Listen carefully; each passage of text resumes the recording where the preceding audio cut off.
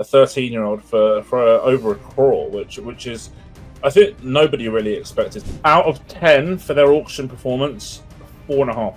I actually felt that they messed up their retentions a bit. I really thought they should have retained Butler ahead of Hetmeyer. As others mentioned, I didn't like the Hetmeyer retention, and the Jurel retention was overpriced as well.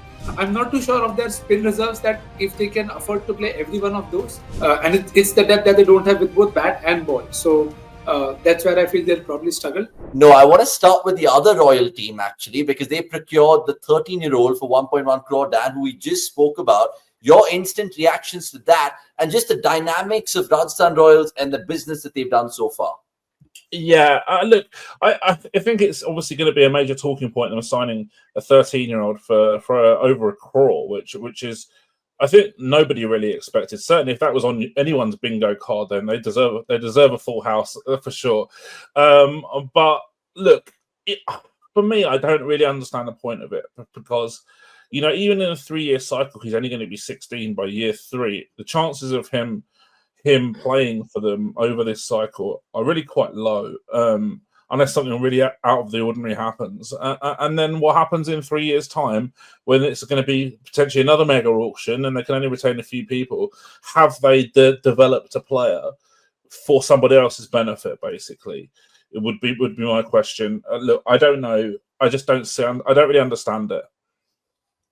Okay, what are your thoughts, boys? Come in here as well. Nix, I'll come to you in terms of RR. Like it? Yes or no? It's an overall setup. Yeah, you feel so. In terms of the people that they already had, they had a packed batting order. They've got Nitish Rana, who I don't think I saw coming there. I expected RCB to really go after him, given that they had already gone for Venki in when he came on. So I think that way their top order was sorted. You have Jaiswal and probably Samson opening now, given that it also boosts his India chances. Hill continues there. You have Rana there, and then you have Parag, Jurel and Hetmeyer playing there. What I really feel very interested by is the number of overseas spinners that they've gotten. They've gotten Tikshana, Hasaranga, because Chahal and Ashwin have gone off. What I really don't know is, can they afford to play all 3 of them in every game? They've got back Shubham Dubey, who they had last year as well as their finisher. So that is good. And they have Wanindu Hasaranga. So I'm not too sure of their spin reserves, that if they can afford to play every one of those in every game. So that is something that I'm looking forward to. In terms of with the ball, they've backed up Bolt.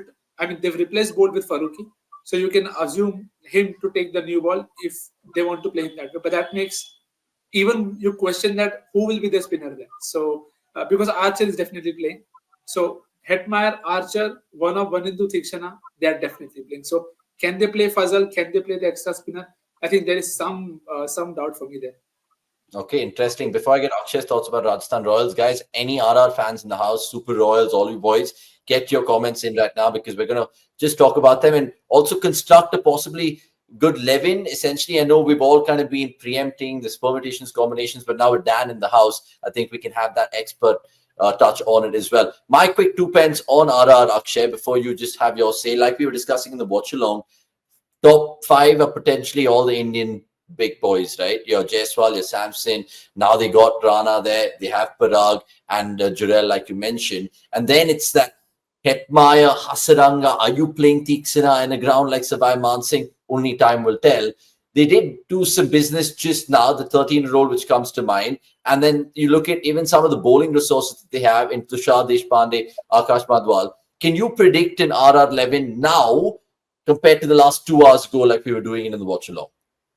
Yeah, to be honest, most of the 11 picks itself, and I actually don't know why people aren't rating RR enough. I do think they've done a fairly decent job. If anything, I actually felt that they messed up their retentions a bit. I really thought they should have retained Butler ahead of Hetmeyer. That's where I felt they were already hamstrung in terms of missing out on someone as key as Butler. And I don't think Hetmeyer would have fetched 11 crores. Might be wrong, of course. That's just conjecture at this point in time. But having already done that, they entered the auction with about 45 crores. So now, as things stand, Nitish Rana, today morning, I remember having a chat with one of our colleagues. I said Nitish Rana, RCB will be looking for him, but I'm pretty sure MI or RR will also be bidding on the other end. And it was RR, of course. A very value buy for them. 4.2 crores, I don't think is very expensive considering the value he'll be adding there. So Jaiswal, Samson opens. Samson, I'm guessing, will be opening for them, given that he's also opening for India. He scored 2 tons in that India-South Africa series. I'm expecting him to want to hold on to that position at the IPL as well. So Jaiswal, Samson open. Rana at number 3, Pirag, Jurel, number 4, number 5, Hitmaya, number 6. That's your top 6 there. Now, in the last auction cycle, what we saw with RR was they struggled with that number 7, number 8 slot. They did not have, a good enough all-rounder. They brought in Daryl Mitchell, Jimmy Neesham, Nathan Coulter-Nile. I'm pretty sure I'm forgetting more. Jason Holder. They tried a bunch of options. None of them really worked. Now I feel with Wanindu Hasaranga at number 7, I'm not saying they've sorted it out, but he's a much better option. He gives them a lot more flexibility over there. He is, I wouldn't say the best hitter out there, but he's one of those who can chip a few, get a couple of boundaries, can score a handy 8-ball 15 if needed. And Savai Mansingh Stadium is the kind of venue for him, but the boundaries are bigger. The square boundaries, in fact, are much bigger. So he can take those doubles. He's a gun fielder, make no mistake. His bowling will come in handy for sure. So I like the look of it. Number 7, Wanindu. Number 8, Jofra Archer. We've seen it before for RR itself. He can hit those sixes. Yeah, he can use the long handle very well. So I don't mind Jofra at number 8. I have Tikshna at number 9. I'm not really looking at his batting value, but he does offer a fair bit with the ball. I know his fielding is still very sus, but okay, I'd still live with it. Considering that their top 5 is all Indian, and that's a luxury that not a lot of teams have, they can afford to go with, Mahesh Tikshna at number 9. Number 10, number 11, I've gone ahead with Tushar Deshpande. And of course, they have Sandeep Sharma as well as their impact player. But for number 11, I've not gone with Akash Madhwal. I've gone with Yudhvir Singh Charak. He's a player I'm really looking forward to. He played a But couple don't of you games. think he bat higher up? Like, he actually has a tendency to also bat well, right? Who? Tushar Deshpande? No, usually it's Charak. No, Yudhvir Singh Charak is at domestic level, he bats at about number 8, number 7. So we don't need to really look at those numbers.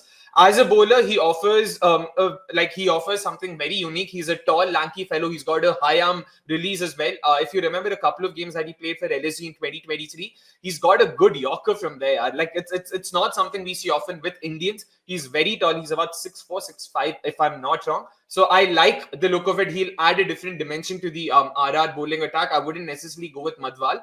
And then, of course, Sandeep Sharma as the impact player. So you've got new ball value. Then there's Jofra at the dead. There's Yudhvir Singh Charak, who can offer decentish face coverage. There's Wanindu. There's also Mahesh Tikshna. All in all, I would say not a bad set of 12 players. Of course, there are equally good other sets of 12 that other teams have composed. But all in all, I wouldn't say this is the worst. They've definitely done a decent job.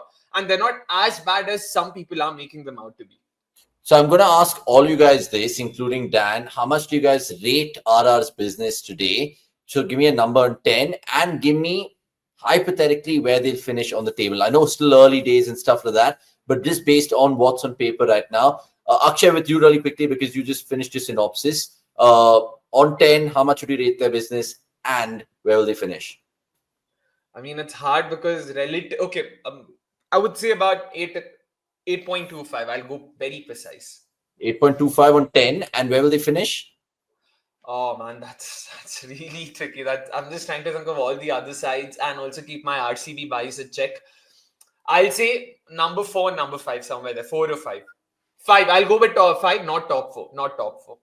Okay, Dan, he's gone for an 8.2 rating for RR in terms of their option business and top 4 finish potentially. Do you echo those thoughts? No, I actually am a bit split with RR. So I agree on that sort of 4th, 5th place kind of finishing position seems about logical. Fighting one of those teams who've got a decent chance of fighting for qualification. I have a few reservations with their business. I think that they're maybe their first 8, 9 players are really strong, but I think they've struggled after that a little bit.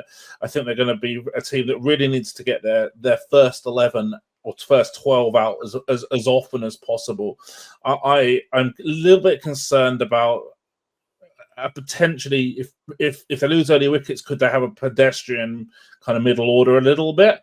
I didn't, as others have mentioned, I didn't like the Hetmeyer retention, and the Jurel retention was overpriced as well. Hasaranga's a nice pickup if he's fit and playing well. Apart from Archer, I mean, I don't quite rate Archer as much more than a 9 right now. But as a if you're looking at his batting position, I mean, but all of their other bowlers really are like 10s and 11s, and I think maybe we've spoken about their struggles with balance a little bit, and that sort of all-rounder position. I just really would have liked to see them pick up another bowler who bats a bit for that balance. And otherwise, they're going to have to pick 5 bowlers like a Hasaranga, Archer, Tikshana, Sandeep Sharma, and maybe a Deshpande, and the batting falls away really, really quickly. And even with an impact sub as well, I think that's pretty tricky.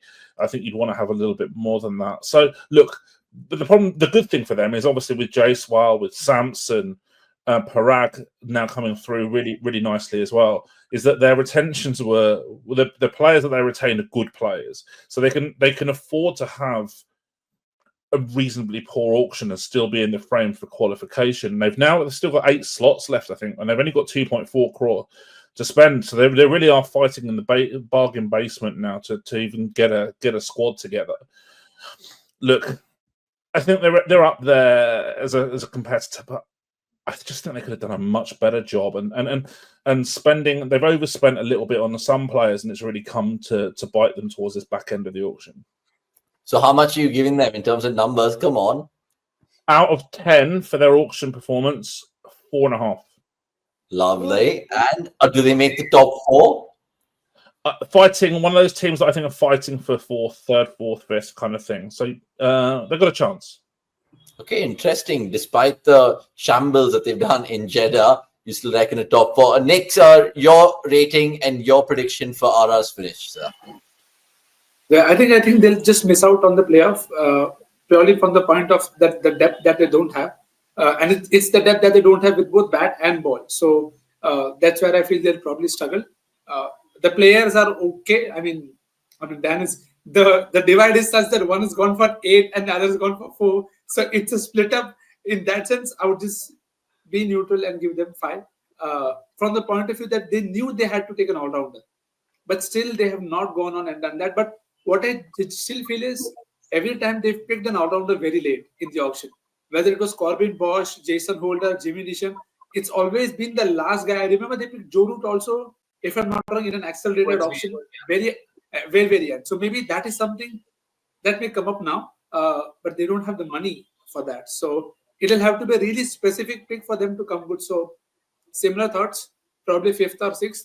It will need Sanju and Jaiswal to do a lot of deep batting for them to overcome their batting woes. So if they do that, then maybe they'll qualify, but otherwise, I don't think so. And they still have 3 overseas slots remaining, by the way. So yeah, really impressive. Exactly. Okay, interesting. So that was our RR wrap.